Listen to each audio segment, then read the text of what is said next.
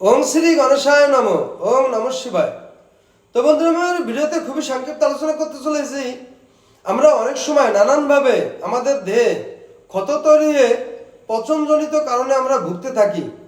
তো এই ক্ষত স্থান বা পচনজনিত কারণ থেকে সম্পূর্ণরূপে আরোগ্য লাভ করতে আমি আমার এই ভিডিওতে খুবই শক্তিশালী এবং পাওয়ারফুলি একটি আয়ুর্বেদিক টোটকার কথা আলোচনা করতে চলেছি।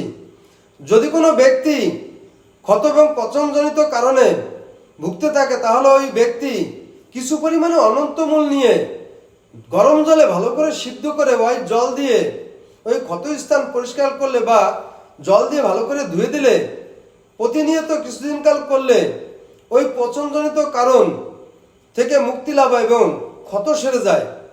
তো বন্ধুরা, এছাড়া অনন্তমূল বেটে মধুসহ কোনো ব্যক্তি যদি প্রতিনিয়ত ফোড়ায় লাগাতে পারে, তাহলে ওই ব্যক্তির ফোড়া ফেটে যায় এবং ওই ফোড়া থেকে আরোগ্য লাভ হয়ে থাকে।